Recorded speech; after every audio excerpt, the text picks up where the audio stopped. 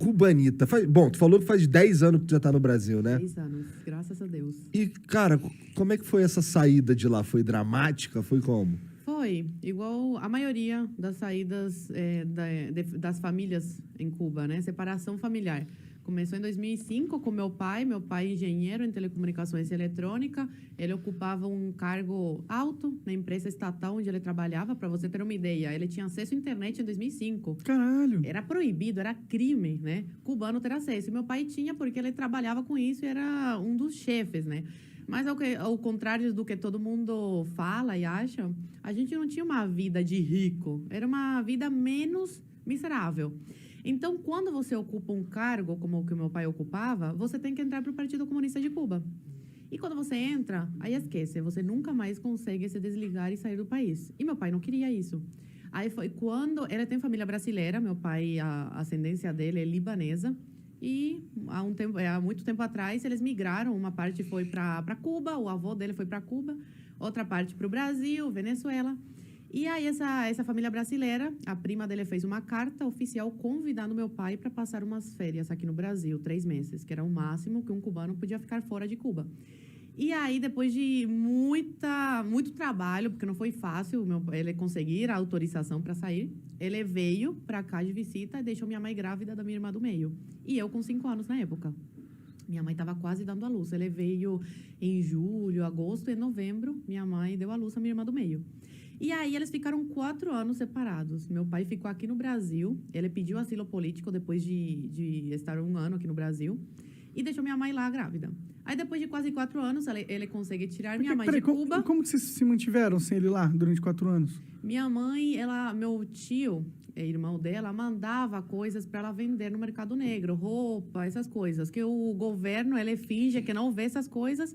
Mas ele sabe o que acontece. E é bom para eles porque faz essa economia de Cuba girar de alguma forma. Como que funciona esse mercado negro? Isso é interessante. Eu imaginei que existiria alguma coisa, né? Porque... Pessoas que têm família fora recebem roupas, sapatos. E é tranquilo deles receberem? Recebem pelo correio? Como que eles fazem isso? Sim, porque aí fica uma comissão com o governo cubano. Entendi. Entendeu? Eles sempre ganham de alguma forma. Entendi.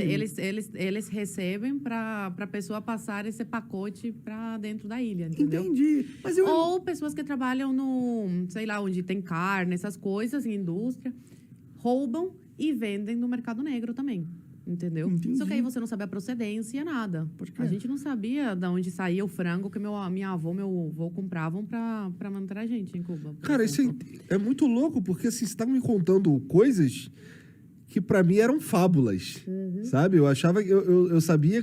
Quer dizer, já tinha escutado falar como era a vida lá, mas pelo que você tá me falando, uma cubana que viveu lá e que tem família lá, isso é assustador até. Mas tipo, não poder sair de Cuba...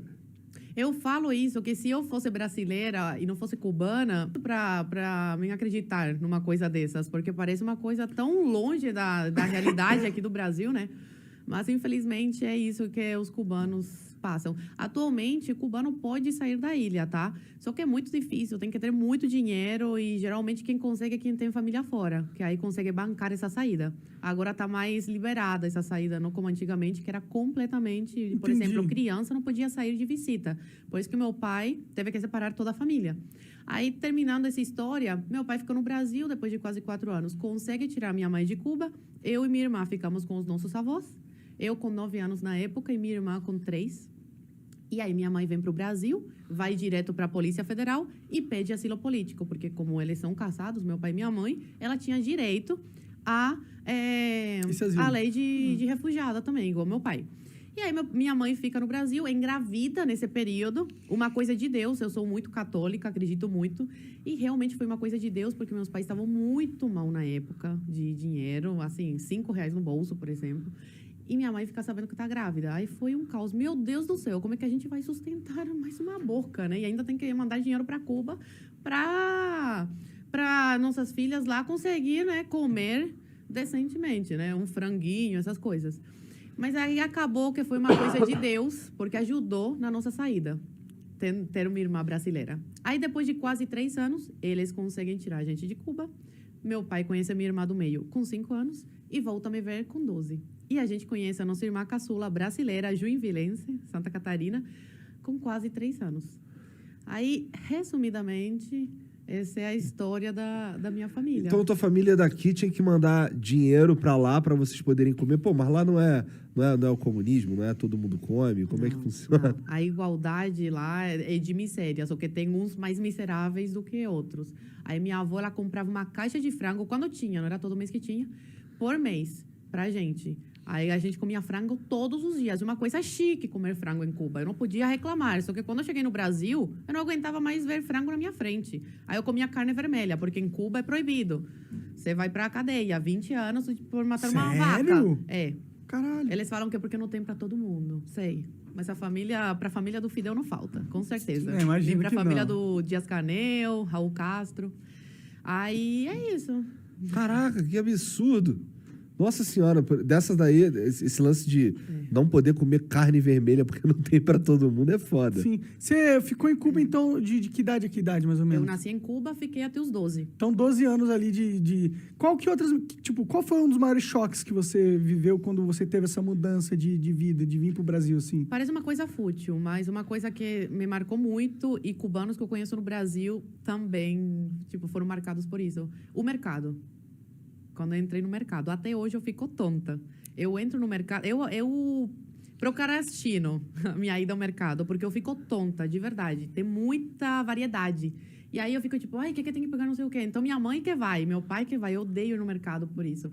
Então, ver essa variedade, essa quantidade de comida, de papel higiênico... Papel higiênico. Produtos de limpeza, tudo isso. E outro choque foi a liberdade... Liberdade, né? Que depois eu vi que não era tanta em sala de aula, mas é bem melhor que Cuba. Que aluno podia levantar a mão e falar, mas professor, e questionar o professor. Com educação, tudo.